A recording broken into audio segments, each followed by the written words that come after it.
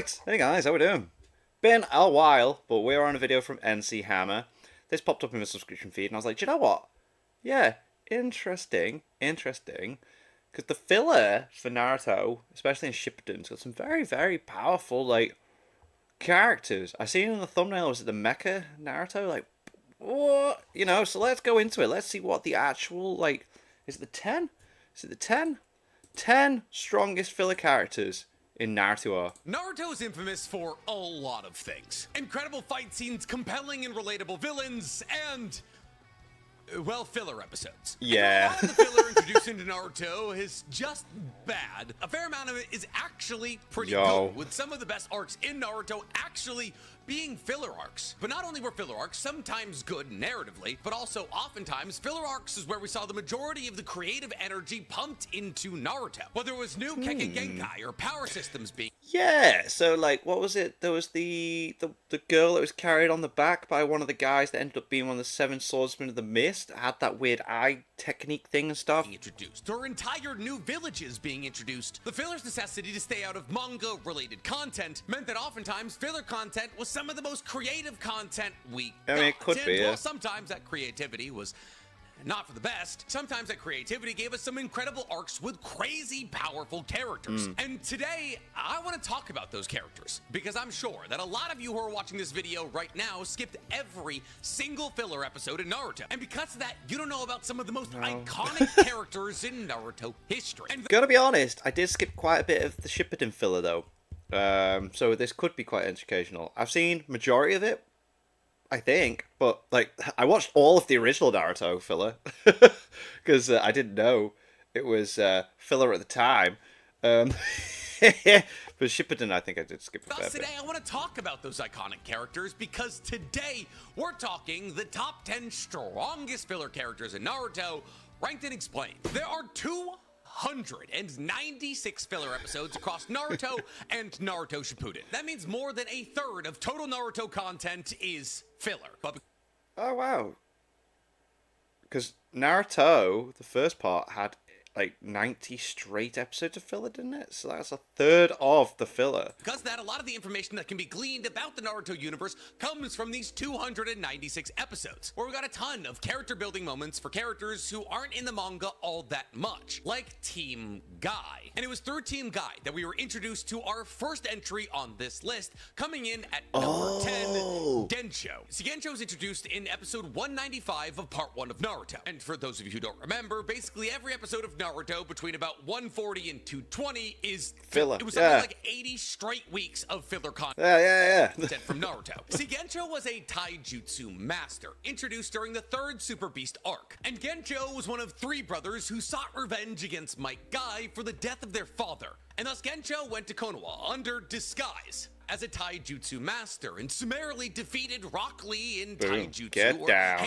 We're going back here. This is an iteration of Wow, I'm getting nostalgic feels here. Rock Lee, who was still recovering from his life-saving surgery at the hands of Tsunade. And thus this arc literally starts with Tsunade telling Rock Lee not to train that hard or to get into any serious combat. However, because Rock Lee is out of commission, Gensho was actually able to slide into Konoha under the disguise of being a taijutsu specialist ninja and is placed on a mission with Might Guy. However, this is actually exactly what Gensho wanted. He was simply trying to lure Might Guy out of the village. And once he lured Might Guy out of the village, Gensho used one of the most unique and one of the coolest jutsus we've ever seen in Naruto. Not just in filler content, but in all of Naruto. See, not only is Gensho considered a genius in taijutsu, not only by Might Guy, but also by Rock Lee, being able to, while in the moment of a high-octane taijutsu battle, to register the attacks that somebody's about to throw at him and figure out the perfect counter to said attack. Like when he was able to break Rock Lee's Leaf Hurricane by raising his knee upwards and slamming his elbow down to catch Lee's Leaf Hurricane. Just so unreal. Without ever seeing the technique used before. However, outside of being a taijutsu specialist on par with lower gates versions of Rock Lee and Might Guy, Gensho is also one of the most proficient puppet users that we've ever seen. Gensho is able to manipulate a proverbial army of wooden puppets simply by placing a specific kind of charm on them. And these puppets attack anything that gets too close most of them. And while they don't possess the taijutsu ability of Gensho, they are able to overwhelm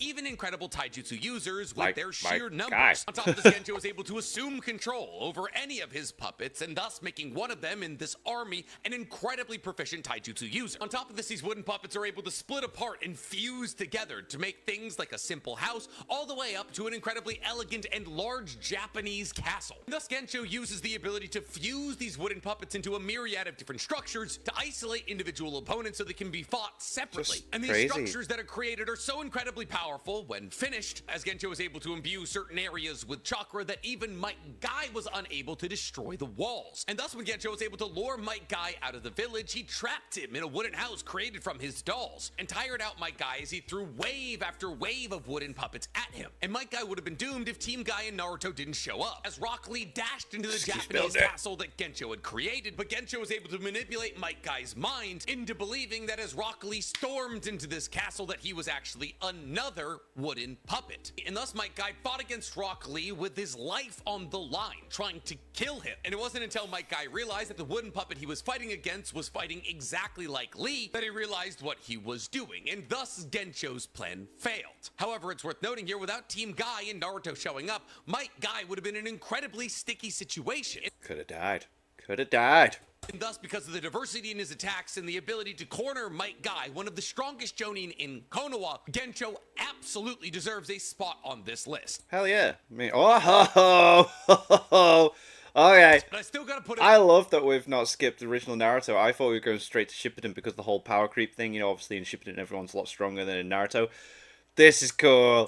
One spot below our number 9 spot, Akahoshi. See, Akahoshi was the self-proclaimed 4th Hoshikage. That is to say, the Kage of Hoshigakure, or the village hidden in the stars. Now, Akahoshi was able to become the 4th Hoshikage by killing the 3rd Hoshikage. After the 3rd Hoshikage tried to The king is dead. Long live the king. stop the entirety of the village hidden in the stars from training with the special meteorite power that they were known for using. See, Yes. Hoshigakure Yes. Oh my god. was known as Hoshigakure because a meteor had fallen into the center of the city. And this meteor gave off a weird, distinct purple power that the ninjas of Hoshigakure were able to use to extraordinary effect, becoming known for something known as the mysterious peacock method, a technique that manifested as a feathery plume behind the Hoshigakure ninja who was using it. And this chakra was able to be manipulated into a myriad of different shapes, be that of an animal like a dog that's able to pounce on opponents, or wings that allow for the Hoshigakure Yes, ninja I to remember fly this. with ease. It could also manifest as a chakra rope of sorts to grab people, or something as simple as a blade to slash people. It was a highly versatile technique, however, its key drawback was that it irradiated all that used it. And Akahoshi was You die. incredibly well practiced in the mysterious peacock method. Not only being able to do all the things that I just previously listed, but also being able to absorb the chakra of his comrades to increase his own strength. Unreal. However, as his arc went on, and it was slowly but surely revealed that Akahoshi was not the good guy we all believed him to be, in order to ensure that Konoha would never get their grubby little mitts on the meteorite, Akahoshi fused the meteorite into his own chest, causing the meteorite to take control of him, but also giving him insane power. Not only Just changing unreal. Akahoshi's appearance, but also giving him the ability to create a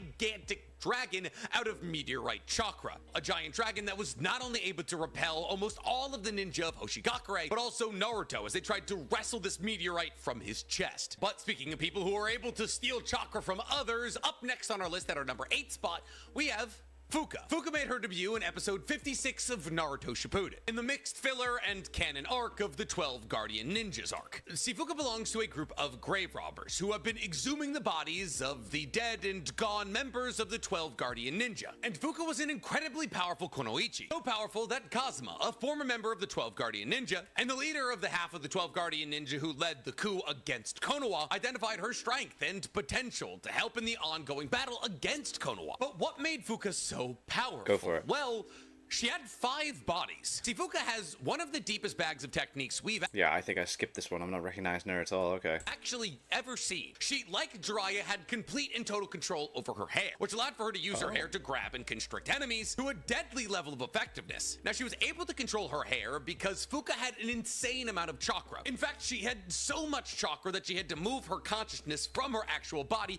into her hair because there simply wasn't space in her Oh, body for all goddamn. that chakra. All right. But on top of moving her consciousness consciousness into that of her hair, Fuka also had 5 identical bodies, all with different movesets that she could pop into by summoning them with a scroll, giving Fuka a moveset eerily similar to that of Kakuzu. As if one of her bodies was destroyed, yes, she would lose access to the chakra and the techniques stored in that body, but she would simply be able to swap into another body, healing instantaneously. Damn. And like Oh, so damage, switch, fully healed. Damn, so okay. should she lose Jesus. one of her bodies, she's able to swap her consciousness Whoa. into that of somebody else's body. Something she tried to do with Naruto.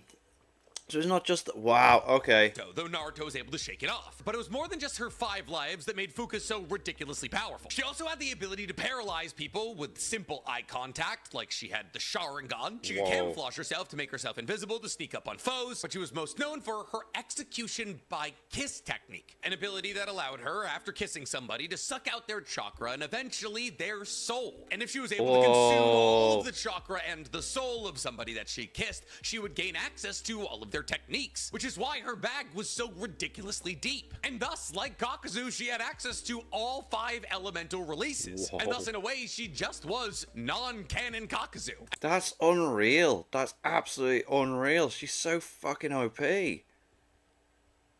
Damn. And for that, she gets our number 8 entry on this list. And yeah, if you're thinking to yourself Number right now, 8. oh my god, non-canon Kakuzu got number 8, who's next? Well, one, that should put into perspective how powerful some of these non-canon characters are. And 2, at number 7, we have Shira. See, Shira Who's appeared in this? I skipped a lot of Shippuden filler by the looks of it. episode 395 of Naruto Shippuden. So pretty late into the story, Shira debuted in the 2nd tuning exams arc that we got in Naruto. Again, sent by the Hidden Sand to participate in this new 2nd round of tuning exams to show that the Hidden Sand and Konoha were cool again. Now, Shira was essentially Rock Lee if he was drawn like an anime protagonist. He, like Rock Lee, had made himself into a formidable ninja only by training in looks pretty taijutsu. cool. But instead of using the 8 gates, he had used the combination of 2 different things. Those 2 different things being the Silent Fist and the 7 Heavenly Breaths. The Silent Fist operated very similar to that of the Hyuga's Gentle Fist techniques. Technique that gained its name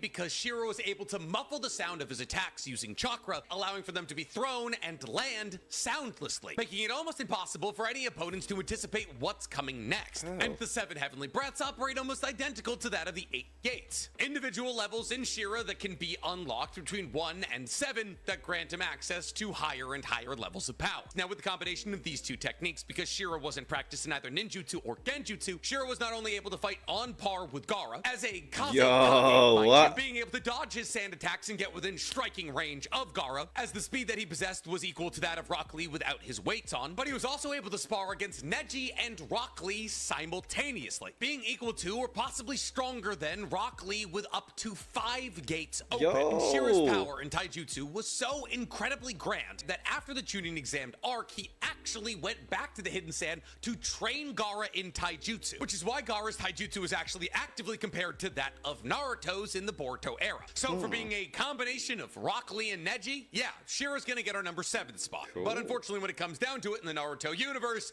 taijutsu is just weaker than genjutsu. Of course it is.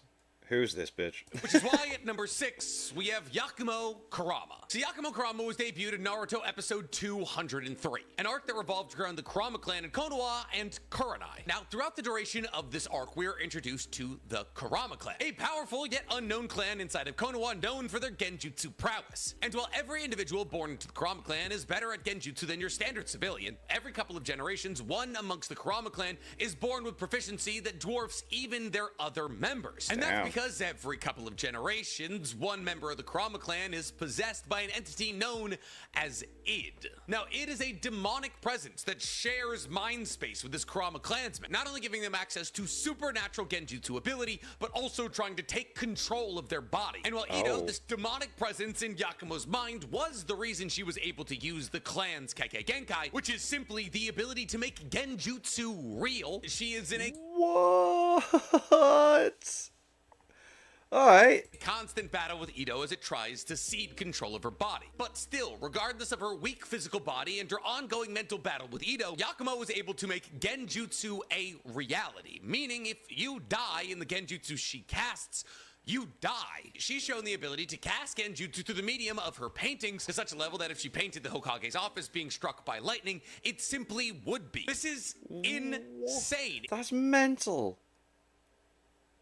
Jesus friggin' Christ. It is reality manipulation at the highest level, meaning effectively there's really nothing Yakumo couldn't do, and she is only limited by the fact that she has very little stamina and very little ability to control this ridiculous Kekkei Genkai. But if Yakumo wanted to paint a picture of Konoha being completely and totally destroyed, she could do that, and Konoha would be gone. And thus, she not only deserves to be on this list, she deserves to be pretty high on this list. That's mental. But speaking of people who can't really control their powers, coming up at number... I know this one. I know this one. This is really early filler. Technically got the other half, another half of the Ninetales kind of thing. 5, we have Sora. Sora was introduced in Naruto Shippuden's 54th episode, another filler episode from the 12 Guardian Ninjas arc. See, Sora is a monk in training who lives at a temple in the Land of Fire. And like Ginkaku is a pseudo-Jinchuriki of Kurama. See, during Kurama's attack on Konoha on the night of Naruto's birth, Kurama's chakra was spread everywhere, and thus Sora's father collected all of this spread about chakra. Sora's father, Kazuma, the leader of the bad side of the 12 Guardian Ninjas, then even without Sora's knowledge, sealed this chakra from Kurama into Sora, and thus Sora was not only being trained as a warrior monk in the Fire Temple, like Chiriku of the 12 Guardian Ninjas, but he was also a pseudo-Jinchuriki of the Ninetales, which meant he was insanely powerful. Yes. That's how Sora was able to hold his own against not only the majority of the Konoha 11, but also Yamato, a wood release user who should have an advantage against him. Now, Sora, like Asuma, another member of the 12 Guardian Ninjas, used chakra-based weapons, specifically a 3-pronged claw, like Wolverine, that he would cover in chakra, not only in order to increase its strength, but also to allow him to throw long-range slashes, that he was able to amplify with his wind release. And as Sora trained with Asuma, a well-known, incredibly proficient wind release user, Sora's wind release at the time that he was introduced was on par with that of Asuma or Naruto. In fact, just one of his wind-based slashes was able to cut through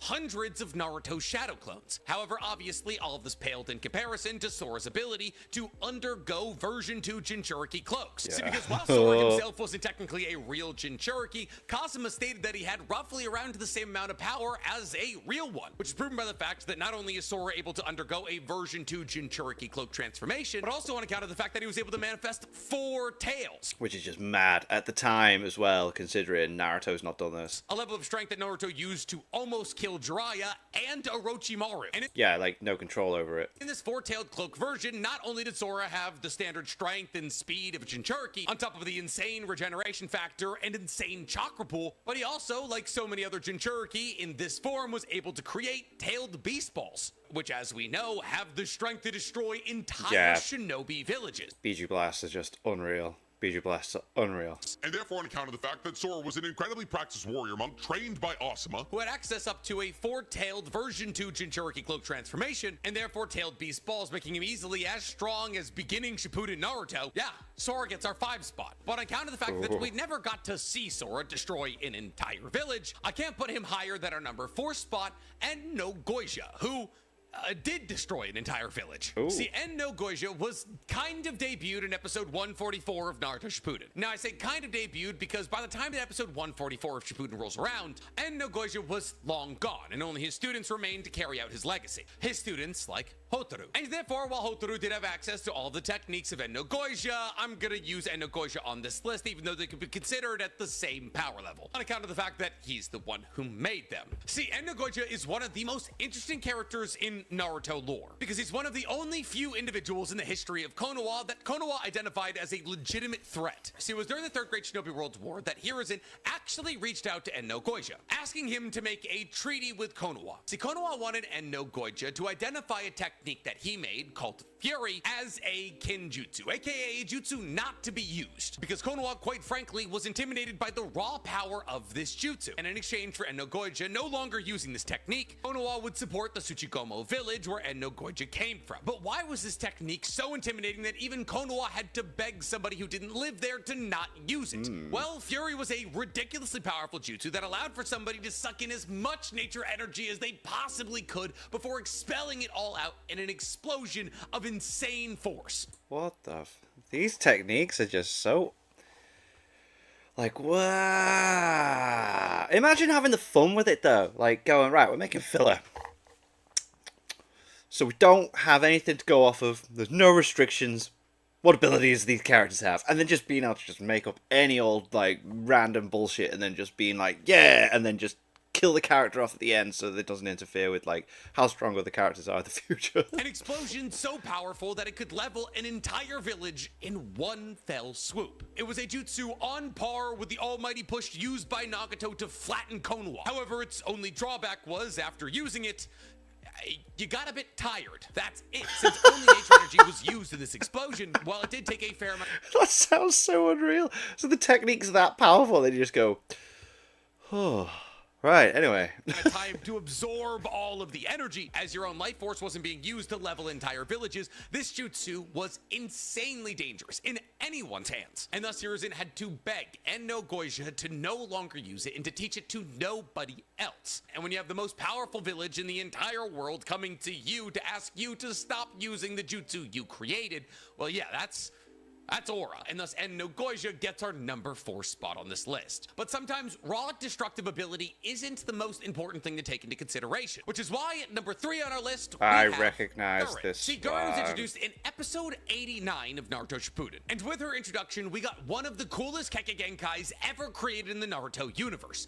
Crystal Release. Yeah. See, Gurren was one of Orochimaru's subordinates, and was actually so powerful that she was on the short list of people that Orochimaru wanted to use as a potentially perfect body. vessel, only below Kimimaru and Sasuke. And the only reason that Gurren wasn't actually chosen as a vessel for Orochimaru is because Orochimaru ran out of time after their battle against Hiruzen and had to use Genyumaru. Gurren is undoubtedly one of the strongest Kunoichi we've ever seen in the Naruto universe, with a power so great that she was able to, by herself, battle Isobu Yeah, take on bloody, yeah. to a relative standstill, meaning she had power on par with a tailed beast. Yeah, How did she's unreal. Like, but not many people could do that. That's the whole point of the Akatsuki. It's like people that like they are the ones that can potentially take on tailed beasts, and they're assigned certain tailed beasts because of how powerful they are compared to them. So it's just like, and then she's just like, yeah, champion crystals. achieve this level of power? Well, one, she's insanely practiced in taijutsu, being able to duke it out with Kakashi and Naruto simultaneously, as well as battling against Lee and Tenten simultaneously. Ties into the fact that she has a unique ability to transform small pieces of her life energy into chakra reserves, allowing for her to have a much deeper bag of chakra than almost anybody in the Naruto universe, though at the cost of her life. And when it came to just throwing hands with people, she was